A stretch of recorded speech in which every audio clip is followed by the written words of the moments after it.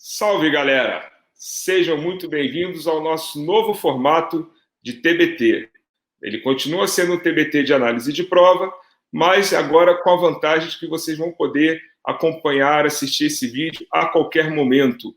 E mais, ele continua sendo transmitido, ele vai continuar no YouTube, que vai ser muito interessante para todo mundo poder aproveitar ao máximo todos os recursos que nós podemos ter a partir de agora.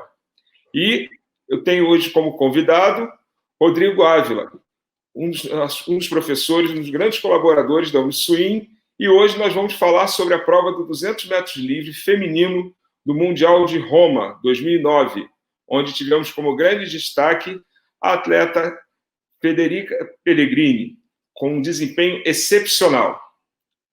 Concorda, Fala, Rodrigo? Marcelo. Tudo bem, meu? Como é que você tá? Tudo bem, tudo tranquilo.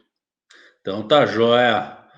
Vamos falar um pouquinho dessa prova boa que rolou, que é um recorde até hoje. Excelente prova, uma prova excepcional, né? Aliás, o Mundial de Roma foi um campeonato com provas excepcionais e essa prova aí, 200 livre principalmente, nós já tivemos na nosso próprio TBT, dentro da Uniswim, a oportunidade de comentar sobre a prova masculina e agora vamos ter a oportunidade de falar sobre a prova feminina. Perfeito, show de bola. Vamos assistir essa prova então? Bora Vamos? lá? Vamos. Então tá joia.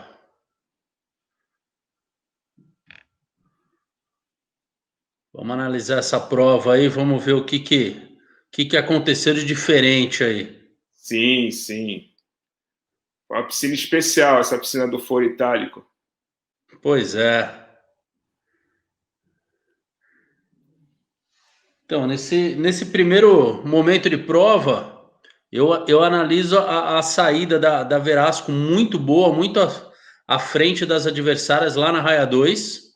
Sim, E os 50 metros muito parecido, todo mundo muito próximo. E aí a prova começa a se desenvolver a partir dos 75 metros, onde você começa a ver o destaque da Federica. Começa a ver o destaque da Federica na raia 4 com a touca prateada e já começa a se destacar e virando na frente os 100 metros, né? Que ela vira os 100 metros com 55, 60, se eu não estou enganado. O que me chamou mais atenção nessa prova é que, assim, ela realmente, você observa pelo placar, né, que hoje em dia a gente tem essa tecnologia que a cada virada não só marca o tempo, como mostra o placar, que ela não vira entre as três primeiras nos 50 metros. Nos 50 metros, ok. Mas quando ela chega na borda para virar no 100, ela já tem uma liderança consolidada, digamos assim, né, para aquele momento da prova. Sim, sim. Outra coisa que me chamou muita atenção nessa prova, que aconteceu agora exatamente, que ela vira os 150 praticamente um corpo na frente das adversárias e cresce ainda mais na prova. Dos últimos 20 metros, você percebe as adversárias meio que cansando e ela sempre crescendo na prova. Outra coisa que me chamou muita atenção, que dá para a gente até rever e observar melhor isso, é o ciclo de braçadas da Federica. Ela começa a prova com 37 braçadas nos primeiros 50 metros, e nos 100 metros, 150 e 200, que ela fecha a prova, com 41 abraçadas no 100, 42 150, 42 nos 200. Então, assim, é uma cadência de prova muito boa, na minha opinião. Ela aumenta muito a frequência de perna na terceira perna da prova, que é do 100 para o 150, que eu sinceramente acho que ali foi o diferencial da prova. Ela passou os 50 metros fora das três, um pouco acima do recorde, porém todas as outras três passagens, duas passagens no caso, né, e a terceira, que é o final da prova, sempre abaixo do recorde mundial. O que me chamou muita atenção foi o seguinte, né? Eu considero que foi uma prova equilibrada. E as pessoas podem pensar assim, mas como uma prova equilibrada, se ela disparou na frente, principalmente depois de 100 metros, foi uma prova equilibrada, porém com essa observação, né? Porque sempre visualiza a prova o tempo todo, as demais nadadoras estão nadando de uma forma equilibrada. É uma prova disputada.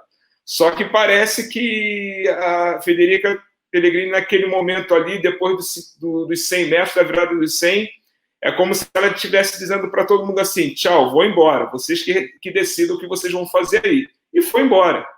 Então, assim, é evidente que ela ganhou a prova com muita folga, pro nível de prova que é. A gente está falando de campeonato mundial, a gente está falando do momento onde havia... A gente não pode deixar de falar, né? A gente não pode atribuir o desempenho dela aos trajes, porque todas as nadadoras estavam de traje. Ela não era a única que estava de traje. Mas fica muito claro o quanto ela conseguiu nadar bem a prova e, provavelmente, por tudo que nós já tivemos aqui de conversas com outros convidados ao longo do TBT, enquanto ele era feito no formato de live, a sensação que dá é de que ela conseguiu realmente aproveitar tudo que o traje poderia oferecer. Todas estavam de traje, mas ficou muito evidente o quanto ela conseguiu crescer na prova de uma forma, assim, assustadora para as adversárias. Não, perfeito. Houve uma troca muito grande, né, de posições e tudo. As americanas mesmo, que completaram o pódio, uma das americanas não aparecia entre as primeiras em nenhuma das viradas, basicamente ganhou a posição no final, mas ela realmente conseguiu fazer uma prova à parte. Né? Dos 125 ali em diante, ela fez uma prova à parte. O restante da prova foi equilibrada, de fato, mas ela fez uma prova à parte. E uma coisa que chama muita atenção desta prova especificamente são as evoluções que aconteceram nos anos, né? Eu fiz uma pesquisa. Federica Pellegrini bateu o primeiro recorde mundial em março de 2007, nadando para 1,56,47. Já tínhamos traje nessa época. Mas não era o mesmo. Sim. Mas era 1,56,47. Certo. No dia seguinte, a Laura Manadou, irmã do nosso conhecido Manadou, nadador de 50 livre, bateu o recorde mundial com 1,55,52. Então, assim, já foi quase um segundo de um dia para o outro. Beleza. Evolução, acertou, prova da vida. Perfeito. Menos de um ano depois, a Federica bateu novamente o recorde. 1,55,45. 7 centésimos melhor do que a Lauren. Ok. Aí vem a coisa que me chamou muita atenção. 2008 ainda, 1,54,82. Perfeito. 2009, os trajes chegaram. Em março de 2009, 1,54,47. Perfeito. Baixou um pouquinho, mas baixou. E aí em julho, logo depois, março, julho, ela nadou para 1,53,67. Já é um salto que, na minha opinião, 80 centésimos de um recorde mundial de 200 livre é muita coisa. Sim, com certeza. Isso foi na eliminatória do Mundial de Roma. No dia seguinte, no dia 29, ela nadou para 1,52,98. Então, assim, foi uma evolução em um ano de 3 segundos. Praticamente 3 segundos. É muita coisa. Sim. É muita coisa. Então, assim... na minha opinião, eu acho que é um dos recordes mais difíceis de serem batidos. É um recorde que muito claro que o traje fez toda a diferença pela evolução da prova. Certo. Nós já tínhamos o traje em 2008, né? Mas parece que o ponto alto de toda a questão da regulamentação e tudo, e evidentemente o questionamento dos trajes veio em 2009, nesse período, né, entre o fim dos Jogos de Pequim até o Mundial de Roma. Foi onde a coisa realmente explodiu. E outra coisa que me chama muita atenção é que a Federica Pellegrini, no caso, de 2005 até o Mundial de 2019, são 14 anos, ela sempre esteve no pódio na prova de 200 metros. Em todos os mundiais que aconteceram, de 2005 em diante, ela esteve no pódio, independente da cor da medalha. Então, eu escuto muito o coach Alex falando que é a prova 200 livre Pellegrini, porque a prova é dela. Ela domina essa prova como ninguém, ela tem uma facilidade para nadar essa prova como ninguém. Foi recordista mundial de 400 livre também, mas a facilidade que ela tem na prova de 200 é algo realmente a ser comentado. Com certeza. E assim, eu fico observando isso e à medida que eu analisei essa prova para poder gravar esse TBT, qual a primeira pergunta que veio à minha cabeça, né? O primeiro dilema. Ela que é excepcional, isso aí evidentemente não tira o mérito dela, ela tem seus méritos sim, mas assim, a gente percebe que, por exemplo, no Rio, né, 2016, o ouro foi da Kate Ledeck, ela não foi ao pódio, o ouro foi da Kate Ledeck, que não é uma nadadora de 200 livre. Né? Os resultados dela estão principalmente no 800 e no 1500, principalmente. Então, assim, fica a grande questão, né, o grande dilema. Ela está muito à frente das outras.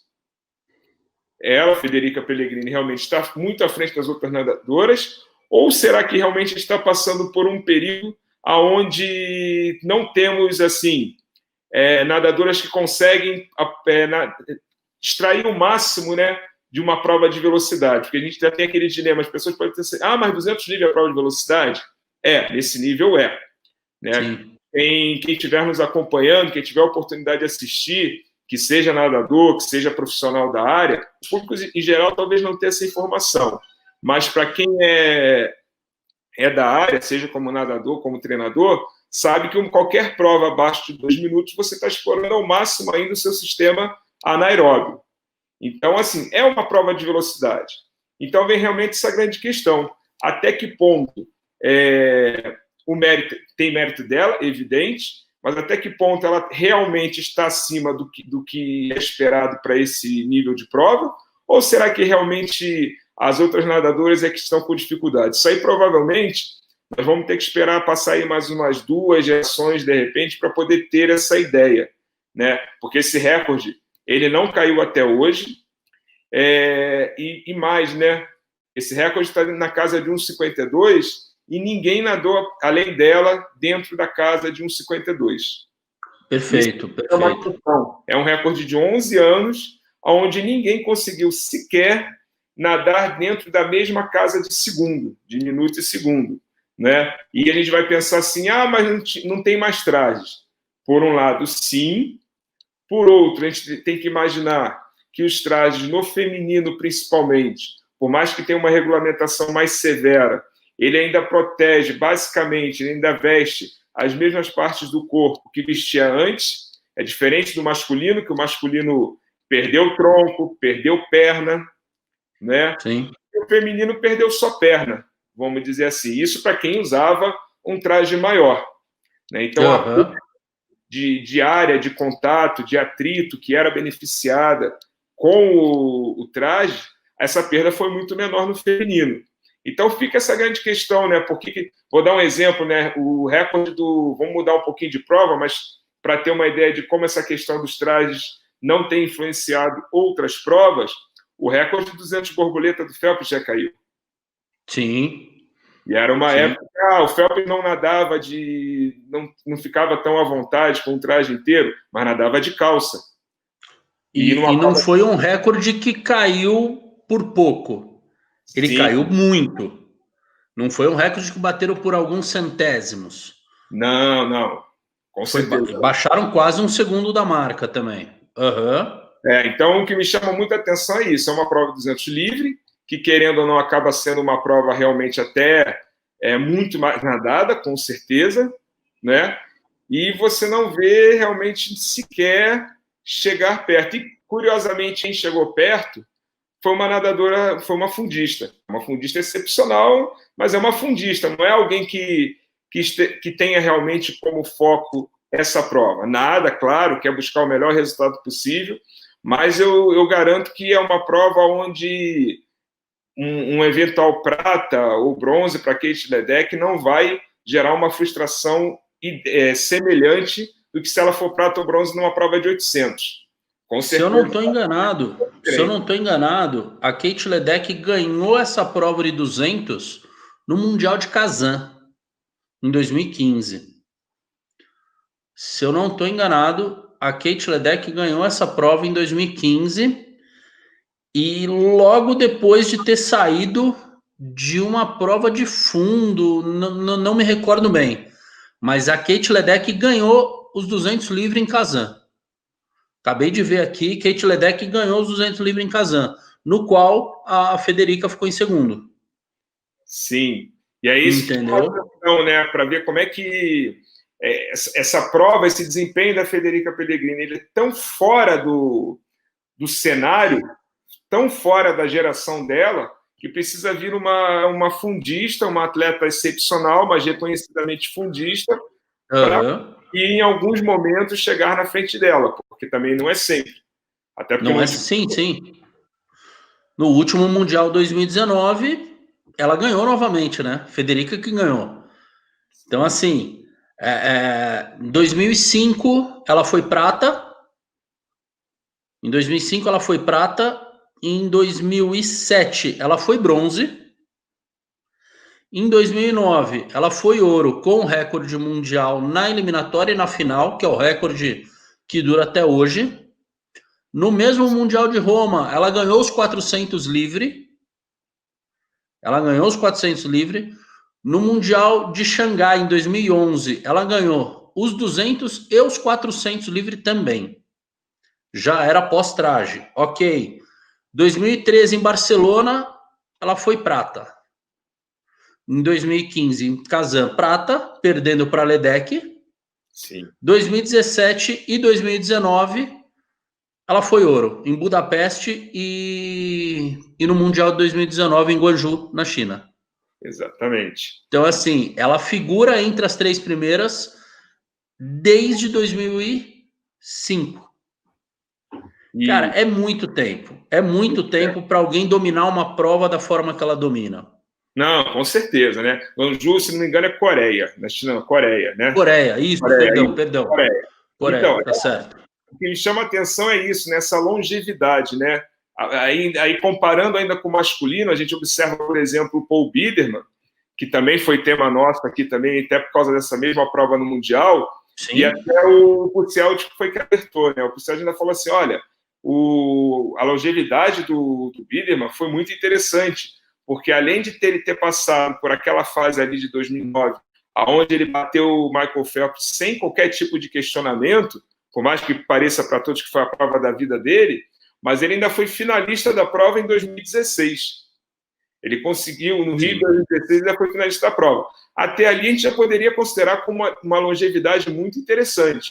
Alguém que estava no topo em 2009, isso até se a gente comparar que o próprio Phelps, para o final da carreira, já não nadava o 200 livre, em competições mais importantes e tudo, não foi a prova que ficou para ser nadada. No programa de provas. Programa de prova, foi uma das provas que ele acabou dispensando, vamos dizer assim, mas aí o Paul Biederman seguiu sendo finalista das provas, ainda conseguiu pódios e tudo, e se a gente comparar com a Federica, não, ela conseguiu muito mais do que isso, porque apesar de ela ter ficado de fora dos pódios de Londres e do Rio, ela foi ouro na Coreia, em Guangzhou. Justamente em Pequim, 2008. Não, assim, dos jogos e de mundiais, se a gente pegar tudo, ainda tem, ela foi até 2019.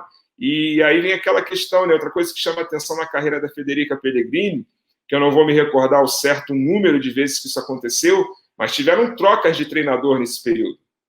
Né? Alguém pode falar, sim. Mas de repente treinou sempre com a mesma pessoa, como o caso do Phelps, né? Treinou sempre com a mesma pessoa que a conhecia muito bem, e isso tornou a programação eficiente. Não, esquece. Esquece, porque isso aí foi até tema de postagem do Cieldi no blog do Couto a respeito da troca de treinadores, que não foi uma vez só. Se não me engano, ela trocou de treinador umas 3 vezes nesse período. Eu não me recordo também a quantidade, mas uma outra coisa que me chama muita atenção na Federica é a questão de Jogos Olímpicos. Ela está sempre figurando entre os melhores, ela é sempre alguém a ser temido na prova de 200, porém, ela foi prata em Atenas e ouro em Pequim. 2004 prata, 2008 ouro. E aí ela não consegue mais chegar. Mas é alguém que figura entre o pódio em todos os mundiais. Então isso é uma coisa que me chama muita atenção. Por que será isso? Porque ela alcança tempos que Sim. colocariam ela no pódio. Por exemplo, o tempo que ela fez em Guangzhou, em 2019, colocaria no pódio da Olimpíada. Aí você fala, pô, mas é porque tá tendo evolução, mas a Federica tem 32 anos. Sim. Entendeu? Ela tem 32 anos, então a tendência não é melhorar. Ainda mais uma prova de 200. Hoje em dia você vê o pessoal mais velho em provas de 50, em provas de 100. Em 200 você já não vê tanto. Exato. E Geralmente. ela continua na evolução. E isso é uma coisa que me chama muita atenção. Sim, sim. E assim, que chama atenção porque que acontece, né? Até como você falou. Não é o caso do Phelps, a gente tem outros casos também de nadadores que nadavam os 100 e 200 livre, e aí chegam um determinado momento da carreira que abandonam os 200, focam nos 100. Isso foi acontecendo ao longo dos anos no alto rendimento. Né? À medida que a idade vai chegando, que se aproxima mais dos 30 anos, não digo nem que já esteja com 30, que o caso dela está com 32. E à medida que vai se aproximando dos 30 anos, a primeira coisa que faz é largar a prova de 200. Principalmente quem nada 100 também. Acaba a prova de 200 de lado. E ela não, ela seguiu realmente. E assim, eu não me recordo, mas acho que ela não chegou a nadar para 1,53 sem trajes. Mas, de qualquer maneira, ela nadou para 1,54. Sim. Ela tem. Então, se a gente pensar que ela, 11 anos depois, do melhor tempo dela, com um traje que influenciava diretamente no desempenho, ela ainda consegue nadar um tempo inferior a 2 segundos do que ela fazia antes. Isso é uma comparação bem interessante, porque a gente sabe quando chega nesse alto rendimento, o quanto é complicado se manter, né? Ter cabeça para se manter, cabeça e corpo bem alinhados para você se manter buscando o melhor sempre, sem ter a certeza que vai conseguir melhorar. Você não tem garantia nenhuma de que você vai conseguir melhorar ou até mesmo se manter. E é bem interessante, né? Uma coisa que a gente, de repente, vai descobrir daqui a algum tempo. Vamos ver.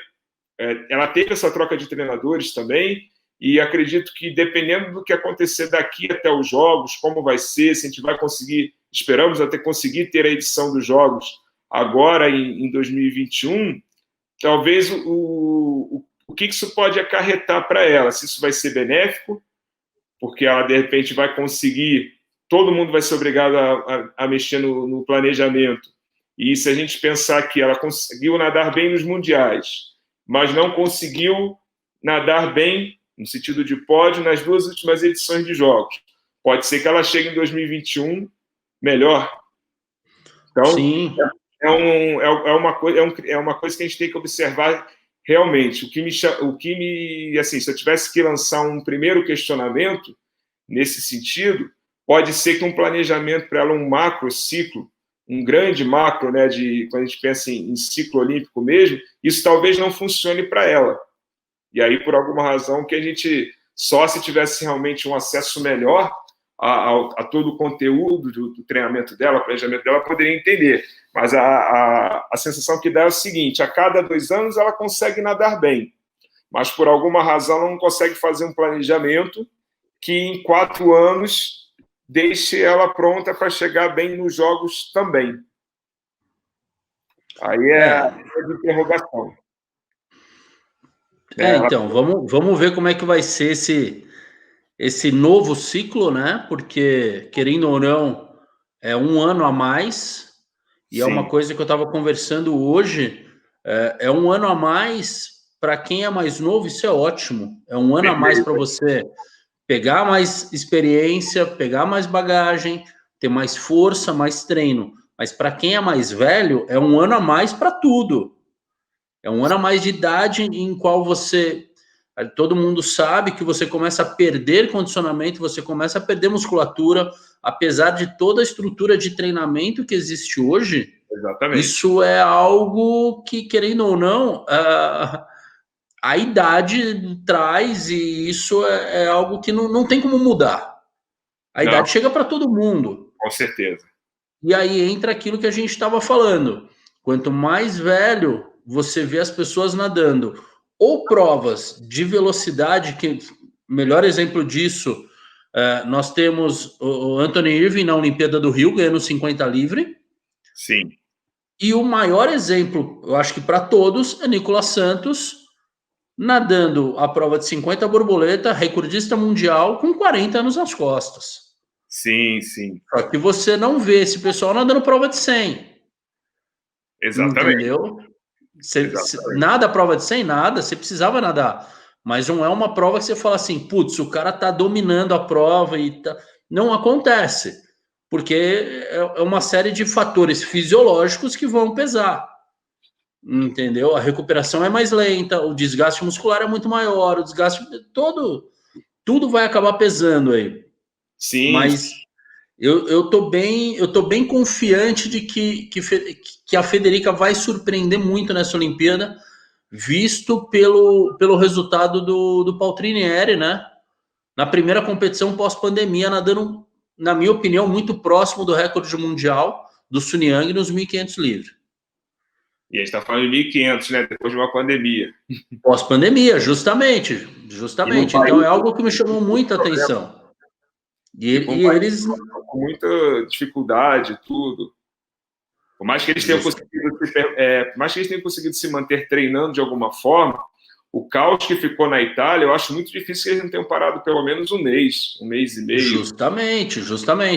Então é algo que me chama muita atenção e é algo que assim, particularmente me mostra que, assim, dá para Federica ainda fazer a história de, tipo, 16 anos depois, está subindo no pódio, coroando, acho que uma prova na qual realmente merece a brincadeira que o coach faz, que é 200 livre Pellegrini, porque é a prova dela, né? Com certeza. A grande expectativa realmente é de que Tóquio seja vamos dizer assim, a coroação, né, dessa prova, no sentido de encerrar um ciclo de maneira brilhante, né? Quem gosta de natação não pode desejar coisa diferente, né? A gente vai esperar sempre que os grandes nadadores tenham a oportunidade de nadar bem. Podem até não ser medalhistas de ouro, mas que eles tenham a oportunidade de realmente nadar bem até a última prova.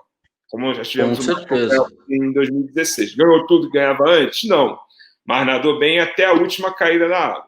Não, com certeza.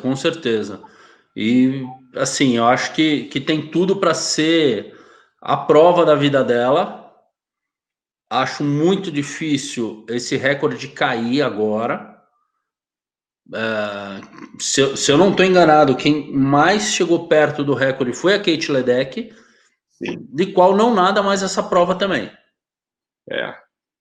Entendeu? Então, assim, vamos ver o que vai acontecer. Mas é uma prova que eu tenho um carinho muito especial, porque eu gosto demais dessa prova, gosto demais de ver a Federica nadando. Ela tem uma facilidade em fazer a prova acontecer como poucas nadadoras fazem. Com certeza. E, assim, acredito que todos que vão assistir, vão ter a oportunidade de assistir esse TBT nosso, vão também estar na expectativa. E eu espero que todos tenham gostado desse nosso novo formato, né? Nós vamos nos despedir por aqui, porque na semana que vem nós voltaremos com mais uma prova e estamos na expectativa que todos possam acompanhar, possam assistir, possam dar suas sugestões. E eu aproveito aqui em meu nome para agradecer, em nome da Uniswim. Rodrigo, quer deixar uma mensagem, pessoal? Sim, eu gostaria de agradecer os nossos parceiros, você, o Alexandre Bila, a Gisele Heinstein.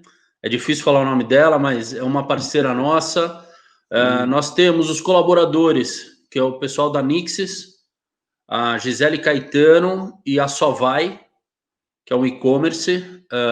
Depois a gente vai divulgar isso aí. E queria perguntar para o pessoal, se alguém quiser dar alguma sugestão de prova para a gente bater um papo, se alguém tiver sugestão de alguma alguma prova que dê para a gente comentar e destrinchar ela, manda nos comentários, segue a Uniswim, seja no Instagram, no YouTube, e vamos desenrolar esse novo formato aí, vamos ver como é que as coisas vão acontecer agora. Com certeza, galera. Um grande abraço a todos e até o nosso próximo encontro. Valeu!